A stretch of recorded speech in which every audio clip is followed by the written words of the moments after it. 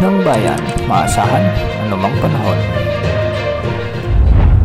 Magandang oras po sa ating lahat. Narito lang pinakuling update sa Bagyong Paulo at sa magiging lagay ng panahon natin sa mga oras na ito at sa mga susunod na araw. Humina na bilang severe tropical storm ang Bagyong Paulo at ngayon ay nasa West Philippines na. Huling namataan ang sentro ng Bagyong Paulo sa coastal waters ng Santa Cruz, Ilocos Sur. Dito lumabas yung bagyo kanina at meron pa rin itong lakas ng hangin na umaabot sa 110 km per hour malapit sa gitna at pagbugsong umaabot sa 165 kilometers per hour.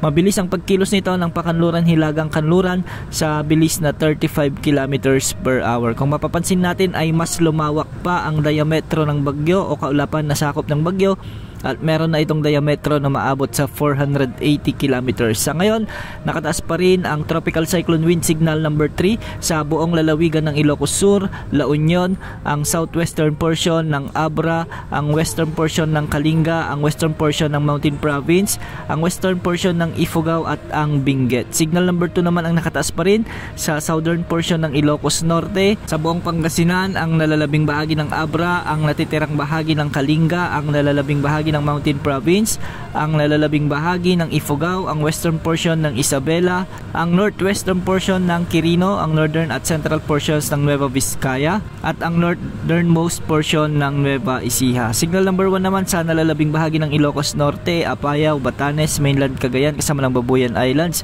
ang nalalabing bahagi ng Isabela, ang nalalabing bahagi ng Quirino, ang natitirang bahagi ng Nueva Vizcaya, sa may Aurora, ang nalalabing bahagi ng Nueva Ecija, Tarlac, Zambales, Pampanga, Bulacan at ang northern portion ng Quezon Province kasama na ang Polillo Islands. Ang mga lugar na ito ay makakaranas pa rin ng mga masungit na panahon, malalakas na pag-ulan at pagbugso ng hangin dulot ng Bagyong Paulo. Mag-ingat pa rin sa banta ng mga pagbaha at pagguho ng lupa dahil mapaminsalang hangin at ulan pa rin ang dala ng bagyo kahit nasa West Philippines na ito o nasa karagatan na ng kanluran ng Pilipinas. Base sa latest forecast track ng Pag-asa, magpapatuloy ang pagkilos ng bagyo ng pahilagang kanluran sa mga susunod na araw at inaasang lalakas pa ito muli bilang typhoon category bago makalabas sa ating area of responsibility bukas ng umaga.